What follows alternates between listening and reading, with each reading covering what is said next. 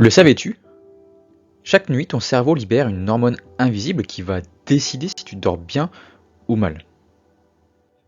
Mais cette hormone, très connue, ne fait pas que ça. Elle influence également ton cerveau, ton métabolisme et même ton vieillissement. Elle a un rôle très sous-estimé, son plus grand rôle d'ailleurs est le sommeil, et cette hormone, vous l'aurez compris, c'est la mélatonine. Et cette hormone est beaucoup plus puissante que vous ne le pensiez. Bonjour à tous et à toutes, bienvenue pour une nouvelle vidéo et bienvenue sur la chaîne Antoine Zantman, la chaîne pour apprendre plein de choses facilement et concrètement, que ce soit de la santé, de la science, bref, vous êtes au bon endroit. Et aujourd'hui, vous l'aurez compris, on va parler de l'importance et de la puissance de la mélatonine pour le corps. Aujourd'hui, la mélatonine est utilisée partout, mais pour comprendre ses effets, on va s'appuyer sur les données scientifiques les plus solides et les plus récentes. D'ailleurs, toutes ces données-là, aujourd'hui, que vous retrouverez sur cette vidéo, vient de la méta-analyse qui date de 2022. Je vous laisse les références ici sur la vidéo ou dans le lien dans la description. Alors, la mélatonine est souvent appelée l'hormone du sommeil, mais en réalité, son rôle est beaucoup plus large que ça. C'est une hormone indolamine qui est synthétisée principalement par la glande pinéale, qu'on va voir juste après, à partir du tryptophane via la sérotonine. Et elle est sécrétée de manière circadienne avec un pic nocturne. En fait, tout commence ici dans une petite glande au centre du cerveau qui s'appelle la glande pinéale. Alors la glande pinéale est une petite glande en forme de pomme de pin, pas plus de 5 à 8 mm, qui est située au centre du cerveau entre les deux hémisphères, en arrière, au-dessus du tronc cérébral près des corps calleux. Donc on a l'épiphyse, qui est l'autre nom de la glande pinéale, épiphyse qui est en opposé à l'hypophyse. Si vous souhaitez en savoir plus sur la glande pinéale ou l'épiphyse, je vous suggère la vidéo que j'ai réalisée sur la chaîne qui a sorti il n'y a pas très longtemps. Donc je vous mets le lien dans la description ou dans la petite fenêtre qui va s'afficher en haut à droite. La mélatonine fait partie d'ailleurs du système endocrinien, c'est-à-dire l'ensemble des hormones qui régulent ton corps, notre corps. J'ai également réalisé toute une série de vidéos sur le système endocrinien, vous pouvez retrouver la playlist dans la description, et je vous fais un petit partage de toutes les vidéos qui ont en lien avec ce système endocrinien. Et donc avec toutes ces vidéos, vous aurez beaucoup de notions sur le système endocrinien. Et donc pour en revenir à la glande pinéale, c'est une glande endocrine qui sécrète principalement de la mélatonine, qui régule alors le cycle veille-sommeil, qui est appelé le rythme circadien. Cette glande produit de la mélatonine à partir de la sérotonine, elle-même issue du tryptophane qu'on retrouve dans l'alimentation. Par exemple, le tryptophane, on le trouve un peu partout, comme dans les œufs, les graines de courge, de tournesol, de chia, le parmesan, le fromage, enfin bref, on le retrouve un peu partout dans les produits de la vie quotidienne. Pour la sérotonine, on la retrouve beaucoup dans les fruits et légumes, fruits à coque, le chocolat également et les myrtilles. Et donc, cette hormone du sommeil, la mélatonine, est produite à partir d'un acide aminé alimentaire qui est le tryptophane, d'accord, qui devient ensuite de la sérotonine, puis de la mélatonine. Mais attention, manger des aliments riches en tryptophane, ça ne suffit pas d'ailleurs à fabriquer que du sommeil, d'accord, à fabriquer de la mélatonine, d'accord. Il faut un métabolisme, toute une série de protéines pour pouvoir arriver justement à de la mélatonine. Mais c'est un bon début. Un aliment qui contient beaucoup de sérotonine et donc un précurseur de la mélatonine, c'est les amandes.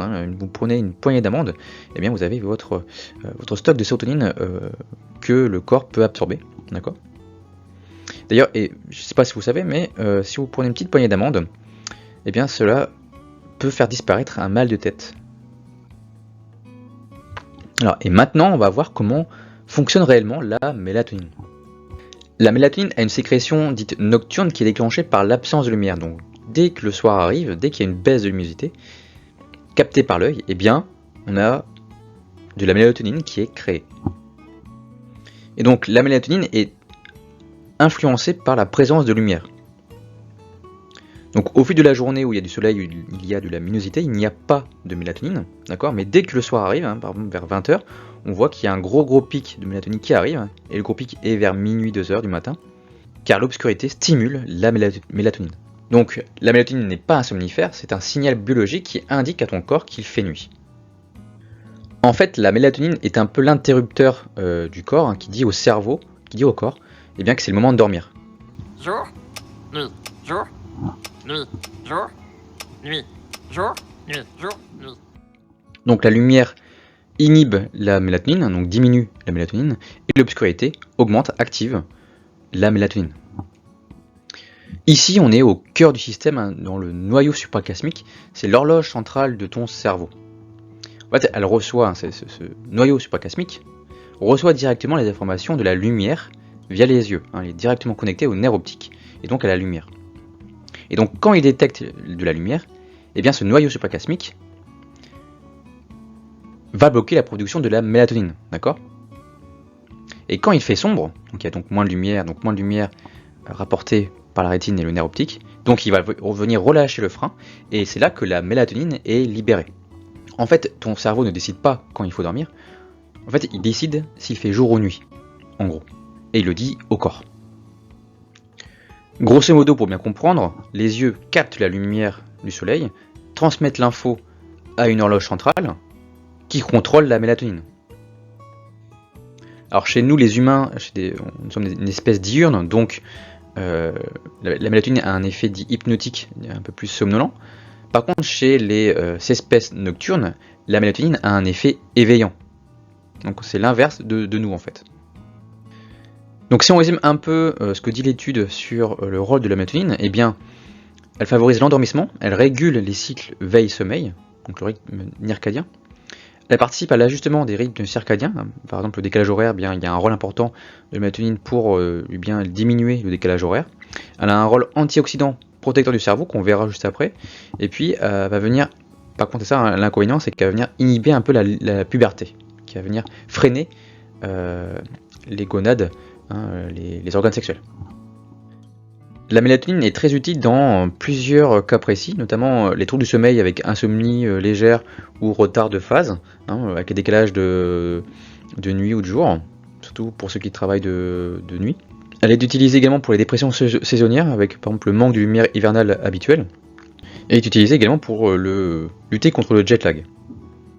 Donc si on doit résumer un peu ce qu'est la mélatonine permet de réguler, hein, le rythme veille-sommeil. Cela est contrôlé par le noyau suprachiasmique de l'hypothalamus. Sa sécrétion est stimulée par l'obscurité, inhibée par la lumière, notamment la lumière bleue, d'accord, donc la lumière des écrans, d'accord, et elle va venir synchroniser les rythmes circadiens, périphériques, le sommeil, le métabolisme et l'immunité. Mais son rôle va bien au-delà du sommeil. C'est bien sûr une horloge biologique, mais elle a aussi un grand pouvoir antioxydant, un grand pouvoir sur l'immunité et une grande influence sur le métabolisme. Donc l'étude suggère une problématique, celle que l'utilisation de la mélatonine explose dans de nombreux pays, mais les indications sont assez hétérogènes, les résultats cliniques parfois contradictoires, et les cliniciens, les médecins, manquent de vision globale avec un haut niveau de preuve. Et donc c'est pour ça que les auteurs de cette étude ont réalisé une méta-analyse de toutes les données randomisées en lien avec la mélatonine. Donc l'objectif de cette méta-analyse, c'est d'évaluer et de synthétiser l'ensemble des preuves issues des méta-analyses d'essais randomisés contrôlés, qui concernent toutes les études cliniques en lien avec la mélatonine, tout domaine confondu. Là aussi d'autres objectifs, comme identifier les domaines où la mélatonine est robuste et efficace, de distinguer les effets significatifs cliniques, et d'évaluer la qualité méthodologique des preuves qu'on a sur la mélatonine. Alors cette étude est une umbrella review, une revue systématique avec des méta-analyses. Donc c'est donc le niveau le plus élevé de synthèse des preuves. Donc cette étude est vraiment, en tout cas dans le haut du panier en termes de véracité, en termes de niveau de preuve en tout cas. Une revue parapluie est vraiment une sorte de grosse synthèse de revue systématique ou de méta-analyse. Et donc permet de donner une vision d'ensemble très hiérarchisée de toutes les données, avec un haut niveau de preuve et de manière assez robuste. Donc c'est pour ça que c'est en ça que c'est intéressant cette étude. Qu'est-ce que cette étude nous raconte sur les principaux résultats des études, des méta-analyses ou des essais randomisés cliniques? Eh bien, on trouve que la mélatonine, sans surprise, eh bien, permet de diminuer, enfin en tout cas agir sur les troubles du sommeil. Elle diminue la latence d'endormissement, c'est-à-dire qu'on dort plus facilement et rapidement avec de la mélatonine. Et ça, on l'observe beaucoup chez les enfants et adolescents, c'est chez ceux qui ont des troubles du sommeil secondaires ou des troubles du rythme circadien. Par contre, en termes de qualité du sommeil, ça reste encore un peu mitigé, mais c'est très subjectif en tout cas chez les personnes. Donc la mélatonine agit surtout comme un régulateur de phase, plus que comme un hypnotique classique. Donc voici un résultat de la méta-analyse en vert les résultats qui sont significatifs, en vert pâle les résultats qui sont non significatifs mais qui montrent une amélioration quand même des faits. Donc vous voyez, on retrouve des effets très positifs et efficaces chez les enfants avec des troubles neurodéveloppementaux et chez les troubles du sommeil secondaires. Le rôle de la mélatonine dans la psychiatrie, dans les démences et dans la maladie d'Alzheimer, eh bien, l'étude nous montre que la mélatonine chez ces patients eh bien, améliore les paramètres du sommeil, notamment chez les enfants avec troubles neurodéveloppementaux, d'accord, mais aussi chez les patients déments. Par contre, il n'y a pas d'amélioration significative des fonctions cognitives, donc il y a une amélioration, mais qui n'est pas assez significative pour en conclure. Alors il y a un intérêt symptomatique sur le sommeil, mais pas encore de preuve d'effets cognitifs significatifs. Donc là en vert, les résultats significatifs qui vont vraiment montrer leurs preuves chez de la mélatonine sur les enfants avec TDAH, avec spectre de l'autisme, avec des troubles du sommeil, eh bien ça marche vraiment pour les enfants du coup. C'est assez représentatif et assez significatif. Concernant les démences, on retrouve aussi des effets significatifs, notamment sur l'efficacité du sommeil, sur le temps total de sommeil. Par contre, on retrouve une amélioration, mais pas de manière significative, au niveau des capacités cognitives. Donc on a une augmentation très légère de la cognition, mais qui n'est pas assez significative pour pouvoir le conclure. Donc la mélatonine est également efficace chez les patients atteints de maladie d'Alzheimer, notamment sur l'efficacité du sommeil, et ça de manière significative. L'intérêt de la mélatonine en chirurgie, dans les douleurs, et l'anxiété liée à la chirurgie. Alors la mélatonine, cette étude nous retrouve beaucoup de résultats significatifs, notamment de la diminution de l'anxiété préopératoire et post-opératoire, et donc permet du coup de diminuer la consommation de morphinique. Et donc là on montre l'intérêt, cette étude-là montre l'intérêt de la mélatonine dans la prise en charge globale chirurgicale. Par contre, on retrouve une forte hétérogénéité et l'effet bien-être post-opérateur global n'est pas encore assez significatif. En tout cas, l'étude nous montre que l'intérêt de la mélatonine dans la prise en charge de la chirurgie de la douleur et de l'anxiété serait intéressante à utiliser de manière un peu systématique. En gros, l'étude nous montre que la mélatonine permet de diminuer le temps de consommation d'antalgiques, permet de diminuer aussi l'anxiété, ce qui en grand vert montre que c'est significatif. Quand c'est en rose pâle, c'est qu'il y a une petite augmentation, mais pas de manière significative. La mélatonine a également un rôle dans le métabolisme du corps et dans la reproduction. Dans le métabolisme d'abord par l'amélioration de l'insulinorésistance, de la diminution de la pression artérielle et d'amélioration de certains paramètres glycémiques. Donc en gros, la mélatonine pourrait permettre de faire baisser le syndrome, en tout cas de diminuer le syndrome métabolique. Alors on retrouve bien sûr une grande hétérogénéité dans les études. On retrouve aussi dans la mélatonine, au niveau reproductif, on retrouve une augmentation du nombre d'ovocytes matures chez ceux qui ont de la mélatonine.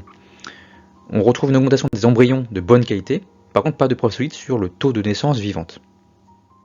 Vous voyez ici le rôle de la mélatonine dans le syndrome métabolique. En gros, le syndrome métabolique, c'est quelque chose qui, c'est un syndrome qui nous rend à risque de maladies cardiovasculaires. Ici, la mélatonine diminue significativement ce syndrome métabolique. Alors, elle diminue aussi de manière non significative les migraines, par exemple. La mélatonine également, l'étude nous dit qu'elle a un grand rôle dans la diminution du stress oxydatif. Notamment, la mélatonine permet l'amélioration de nombreux marqueurs antioxydants. Alors bien sûr, il y a aussi une forte hétérogénéité, mais elle aurait un intérêt physiopathologique qui permettrait de diminuer le stress oxydatif. Mais cela n'a pas encore été étiqueté et retrouvé au niveau clinique. Donc vous voyez ici le rôle de la mélatonine qui est significatif dans l'augmentation des antioxydants du corps. D'ailleurs, restez focus et abonnez à la chaîne car une vidéo sur le glutathion, sur un puissant antioxydant, va arriver sur la chaîne très prochainement. Alors les forces et les limites de l'étude. Alors les forces de cette étude, qui est une méta-analyse, c'est qu'elle a un niveau de preuve maximal, c'est qu'elle a essayé de faire une analyse homogène des études en lien avec la mélatonine, et permet du coup un large spectre d'indications de l'utilisation de la mélatonine, mais les limites c'est qu'il y a une grande hétérogénéité dans les domaines, une grande variabilité des doses, toutes les études n'ont pas utilisé le même dosage de mélatonine, et puis les durées sont aussi également très variables, et il y a peu d'effets de données de long terme. Ce qui serait intéressant à donner à prouver dans la suite. Allons un peu plus loin maintenant sur l'importance vraiment réelle et clinique de la mélatonine. Et bien dans cette étude-là, de 2014 de Wade et al., et bien, qui regroupe des patients atteints de maladie d'Alzheimer avec des troubles du sommeil fréquents, on retrouve une amélioration de la maintenance du sommeil et une amélioration de certaines mesures cognitives. Donc ça revient un petit peu avec ce qu'on a dit sur la méta-analyse derrière, juste avant, et prouve l'importance de la mélatonine dans les maladies démentielles et les troubles cognitifs. Donc ça c'était pour la maladie d'Alzheimer, mais pour la maladie de Parkinson, il y a aussi également une étude de John Yan et al. 2020 qui montre que on retrouve une amélioration de la qualité du sommeil chez les patients atteints de Parkinson qui présentent des troubles du sommeil. Parce qu'on sait que c'est une maladie, la Parkinson, une maladie où les patients ont du mal à dormir et où la qualité du sommeil est moindre. Ici, la mélatonine aurait tout son intérêt. Pour conclure, l'étude nous raconte un petit peu comment bien dormir. Eh bien, c'est avec des choses simples qu'on peut réaliser dans la vie quotidienne. Notamment de réaliser des efforts physiques réguliers, d'avoir une alimentation riche et variée, de favoriser des espaces calmes et de détente, d'arrêter tout excitant avant de s'endormir, notamment le café, et plutôt de privilégier des infusions à base de plantes. Tout ça, c'est ce qu'on appelle les règles hygiéno-diététiques, qui ont montré leurs preuves dans cette étude de Young et al. 2018, qui sont des conseils de base, que tout le monde sait, mais qui sont importantes avant de prendre un traitement ou avant de prendre de la mélatonine, par exemple. Ces conseils, c'est quoi? C'est se lever à heure régulière, se coucher à heure régulière, favoriser un environnement frais, aéré, calme et plongé dans l'obscurité, se relaxer avant de dormir, faire de l'exercice en journée mais pas trop tard en soirée, privilégier une alimentation équilibrée et respecter les horaires des prises de médicaments s'il y a. D'accord? Donc si on a les règles hygiéno-diététiques et puis avec de l'aide de la mélatonine, eh bien on peut favoriser un très bon sommeil et éviter de prendre d'autres traitements plutôt délétères. Alors on retrouve la mélatonine sur différentes formes comme médicament sur prescription médicale, donc ça peut être de 1 à 5 mg en libération prolongée. On a aussi le circadin de 2 mg à libération prolongée, et si on veut un peu plus, alors soit on prend différents circadins de 2 mg ou on demande à la pharmacie de créer ce qu'on appelle une prescription magistrale. On peut retrouver aussi des compléments alimentaires à base de mélatonine, seulement ils sont en vente libre et ils sont inférieurs à 2 mg, parce qu'au-delà de 2 mg, il faut une prescription médicale obligatoire. En termes de dosage, il y a aussi une étude qui montre que on peut monter jusqu'à 10 mg de mélatonine sans toxicité ni effet indésirable, même au-delà il n'y a pas, mais en tout cas l'intérêt thérapeutique de la mélatonine, on peut la retrouver jusqu'à 10 mg. Alors on peut prendre un complément, on peut prendre de la mélatonine, mais il faut déjà d'abord s'assurer de s'optimiser sa physiologie, sa mélatonine naturellement. Donc levez-vous à la lumière du matin, évitez les écrans le soir et ayez des heures de réveil et de sommeil régulières. En effet, la mélatonine n'est pas une solution magique, mais ça reste un outil physiologique puissant à utiliser intelligemment. Car la mélatonine est un régulateur du sommeil, et ce n'est pas un miracle. Alors on n'en a pas beaucoup parlé, mais aujourd'hui avec les écrans qui fonctionnent à la lumière bleue, eh bien ça perturbe le système de la mélatonine et donc ça baisse la mélatonine. Donc c'est pour ça que c'est intéressant d'avoir du coup de mettre des lunettes avec filtre UV lumière bleue. Donc ça limite un peu l'impact de la baisse de la mélatonine. Et puis pour finir, si vous avez prévu d'aller en vacances assez loin en avion, eh bien, vous sachez que la mélatonine peut être utilisée pour diminuer le décalage horaire et donc du coup d'être moins impacté par le jet lag. Ça y est, la vidéo est enfin terminée, j'espère qu'elle vous aura plu, j'espère que vous connaissez maintenant plein de choses sur la mélatonine et du coup de la puissance, vraiment la puissance de la mélatonine sur le corps, sur le métabolisme. Et encore, tous ces secrets ne sont pas encore révélés, mais en tout cas cette étude nous a permis de le montrer ses nombreuses facettes. Donc si vous avez aimé et appris des choses, n'hésitez pas à vous abonner, à mettre un petit pouce bleu et mettre un petit commentaire, je serai très content de vous lire et n'hésitez pas à aller visionner les autres vidéos de la chaîne si ce sujet vous a plu. Allez, ciao!